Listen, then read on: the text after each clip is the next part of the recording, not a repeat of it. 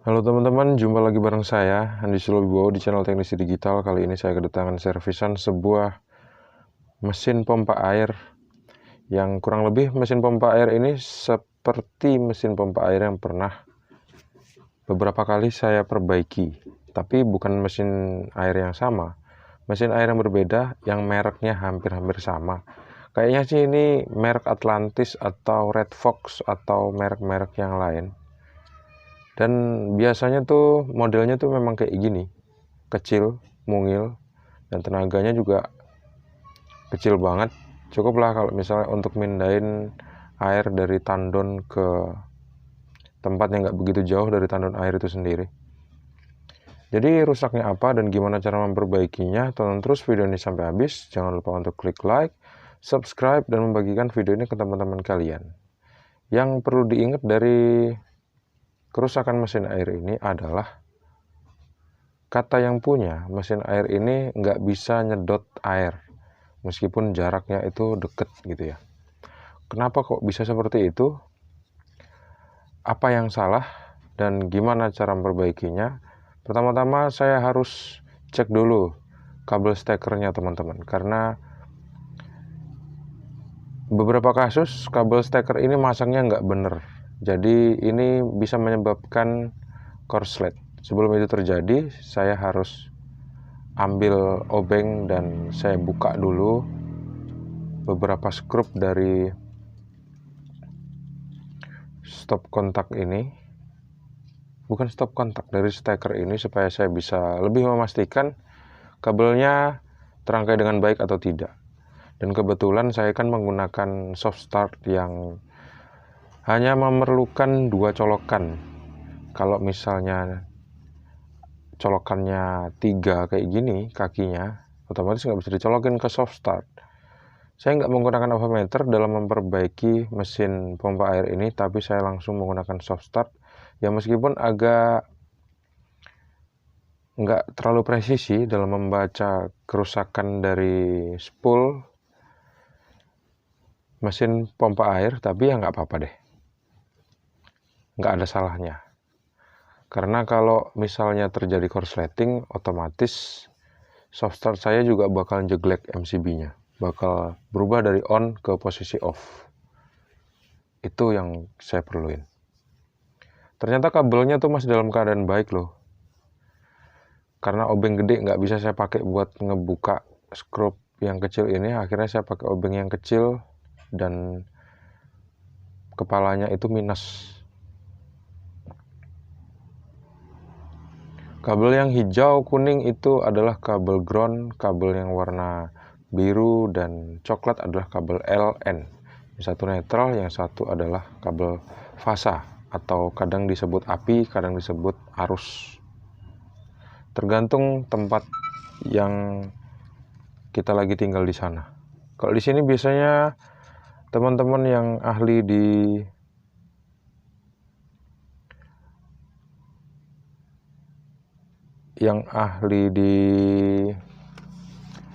bidang listrik itu pakai sebutan api gitu. Tapi kalau saya sendiri nggak pernah pakai itu. Saya pakai sebutan kabel LN gitu aja deh, nggak pakai yang lain-lain.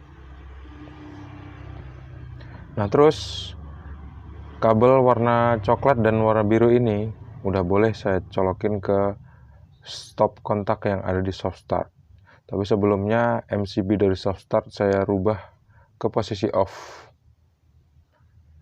Kalau misalnya lampu nyala, ada 2 kemungkinan, korslet dan tidak. Artinya nggak bisa dipastikan ya.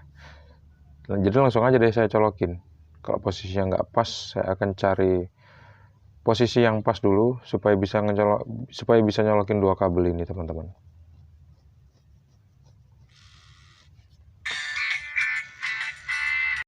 Kembali ke mesin air. Sorry teman-teman, tadi ada interupsi sedikit, ada telepon masuk.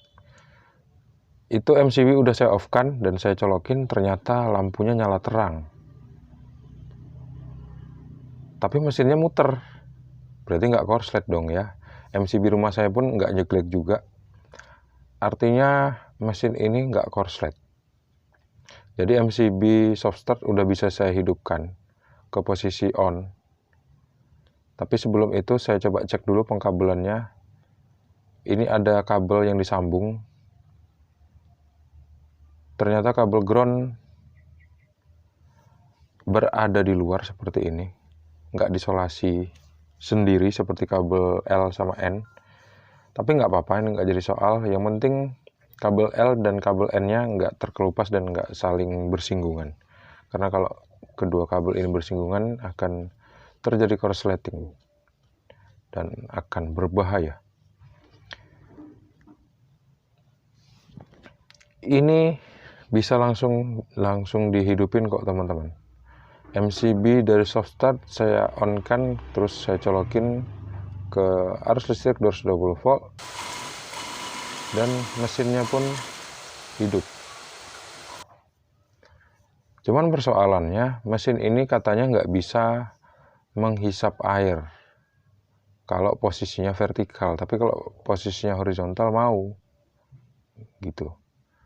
Apa gunanya kalau posisi horizontal nggak pakai mesin pun bisa ngalir ya nggak? Justru mesin itu memang dipakai untuk posisi air vertikal supaya bisa nyedot air dari bawah ke atas, kan kayak gitu. Sementara saya ditemenin sama V yang lagi sibuk ngelihat saya lagi memperbaiki mesin pompa air. Seperti ini muternya teman-teman. Muternya kenceng juga loh, lumayan. Tapi kok kenapa nggak bisa ngisep air ya? Dan saya jadi ingat beberapa kasus yang pernah saya tangani dari mesin pompa air dengan merek yang sama seperti ini. Di antaranya adalah Atlantis, kemudian Red Fox yang model mesin pompa airnya tuh sama persis, cuman mereknya aja yang diganti seperti ini. Itu biasanya kalau misalnya ngisepnya memang nggak kuat teman-teman. Bentar, saya mau coba bersihin bagian kelaharnya, tapi nanti deh, nggak jadi. Saya buka dulu bagian ini, bagian impeller. Kebetulan saya tanya sama yang punya mesin pompa air, katanya impellernya udah dibuka tadi gitu.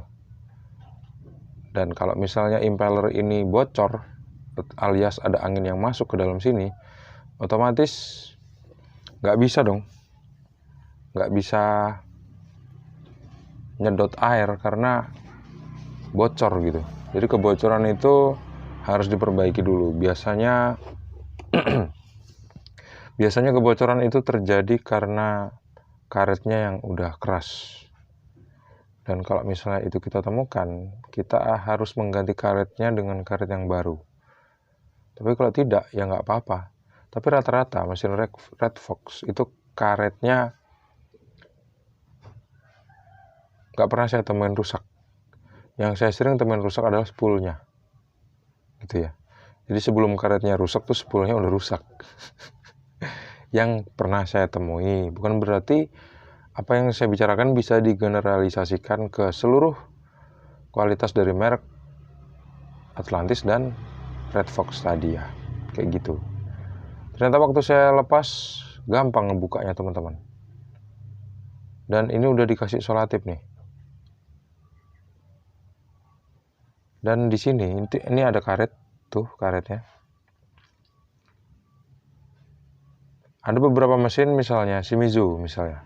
Ini kalau dibuka keras kalau Shimizu, tapi kalau Red Fox atau Atlantis, setahu saya ngelepasnya nggak susah, gampang banget. Impellernya ini, tutup impeller nih. Kalau impellernya sendiri yang tengah itu yang ada gigi-giginya itu loh. Ini kalau saya perhatikan nggak ada yang janggal kok di sini.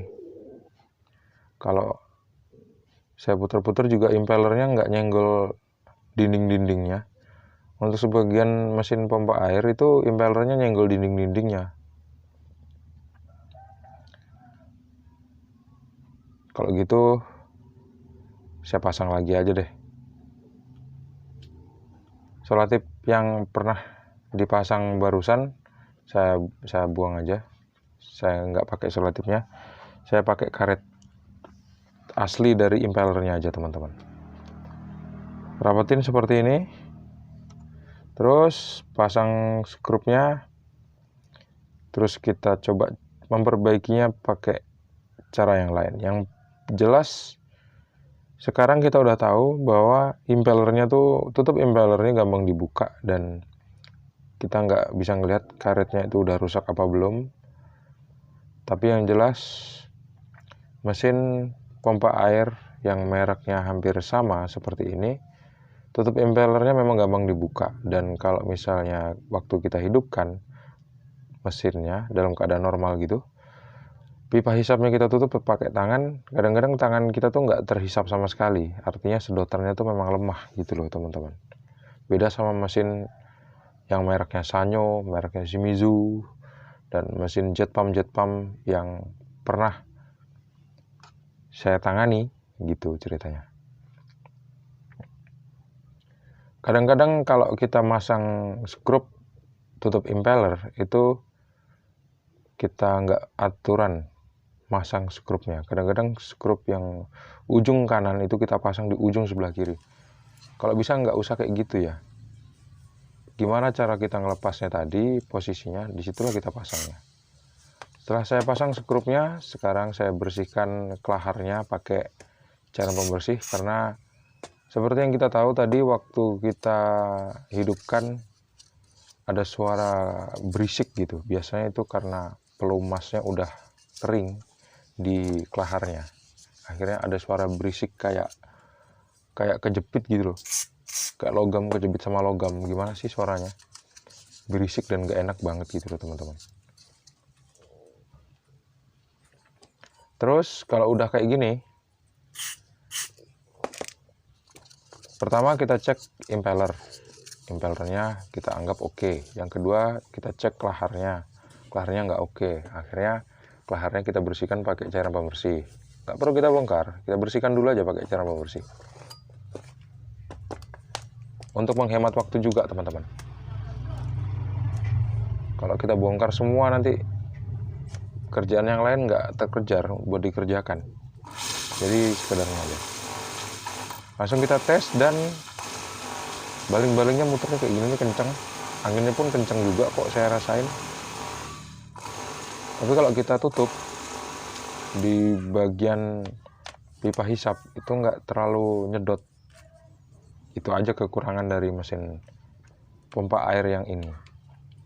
Untuk lebih memastikan memperbaiki mesin pompa air seperti ini, dua cara udah kita lakukan. Pertama cek impeller, yang kedua cek kelahar, yang ketiga kita akan cek kapasitor. Cara ngecek kapasitor kita harus membuka covernya. Ada dua buah skrup di sini di kotak warna hitam ini. Kita bisa ambil skrupnya setelah kita bongkar pakai obeng. Terus kita bisa cek skrupnya ini ukurannya berapa dan kabelnya warna apa aja. Dan saya bisa ngelihat bagian dalam ternyata spoolnya udah kena semprot sama cat warna hijau yang mirip sama cat body. Kapasitornya menggunakan 6 mikrofarad 450 volt AC. Dan kabel kapasitor ini dua-duanya warna merah, nyambung ke beberapa kabel yang warnanya beda dan ditutup pakai lasdop warna kuning. Ya. Sebelum saya ganti kapasitor, saya coba cek dulu daya hisapnya di tangan saya. Saya nggak terasa tangan saya dihisap sama sekali. Bahkan nggak seperti terasa waktu tangan saya itu saya hisap sendiri pakai mulut saya. Itu lebih kuat mulut saya ngisapnya kalau ngisap tangan saya sendiri. Ini malah saya nggak terasa terhisap sama sekali. Saya jadi agak ragu-ragu nih sama impeller, sama tutup impellernya atau karet tutup impellernya. Tapi karena karet tutup impellernya saya nggak punya stok, akhirnya mau saya coba spekulasi dulu dengan cara mengganti kapasitor yang baru. Tapi kapasitornya tuh ukurannya lebih besar teman-teman. Nggak pakai kapasitor yang ukurannya sama 6 mikrofarad lagi, tapi saya akan pakai 8 mikrofarad. Kalau misalnya mesin pompa air suaranya tuh udah berisik yang kayak kalian dengerin tadi, yang suaranya tuh kayak berdecit kayak gitu tuh, kayak suara tikus kejepit, itu biasanya ampere dari spoolnya udah naik, jadi daya hisapnya kurang. Akhirnya kita harus naikin kapasitornya menjadi 2 angka di atasnya. Satu kabel nyambung ke kabel warna hitam, satu kabel kapasitor nyambung ke kabel warna hitam. Supaya nggak lupa, saya pasang dulu kabel kapasitor yang baru. Di sini saya pakai kabel yang warna coklat, saya sambungkan dengan kabel warna hitam. Kemudian setelah dipelintir seperti ini, kita bisa pasang las dopnya, teman-teman. Pasang las dopnya seperti ini, kita masukin terus kita pelintir ke sebelah kanan. Nanti otomatis dia rekat sendiri. Ini lebih enak daripada kita pakai solasi, pakai las dop. Terus yang kabel warna merah satu lagi pada kapasitor itu nyambung ke kabel warna merah dan kabel warna coklat, yang akhirnya satu kabel kapasitor lagi yang warna biru saya sambungkan ke sana. Saya pelintir ke arah kanan, kemudian saya ambil las dop, saya tutup kayak gini, terus saya pelintir ke sebelah kanan sampai benar-benar rapat kedua ujung kabel ini. Nah, habis itu 6 mikrofarad ini saya simpan, saya ganti dengan 8 mikrofarad 450 volt AC. Biasanya putarannya lebih kencang. Langsung aja ya, saya tes, colokin ke arus listrik 220 volt.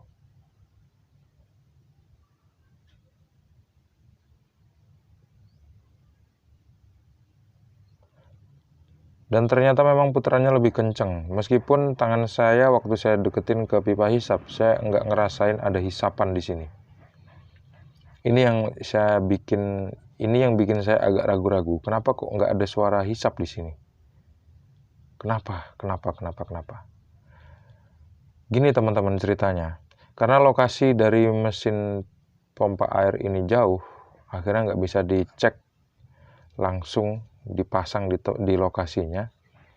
Jadi saya melakukan spekulasi yang pertama dengan cara mengganti kapasitornya dengan kapasitor yang baru.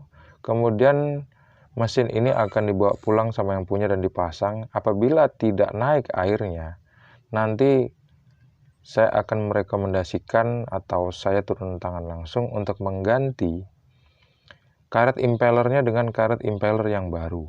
Karena kemungkinan ada kebocoran pada karet impellernya. Kalau misalnya mesinnya waktu udah dinaikkan kapasitornya menjadi 8 mikrofarad dari 6 mikrofarad 450 volt, tapi tetap aja nggak naik airnya.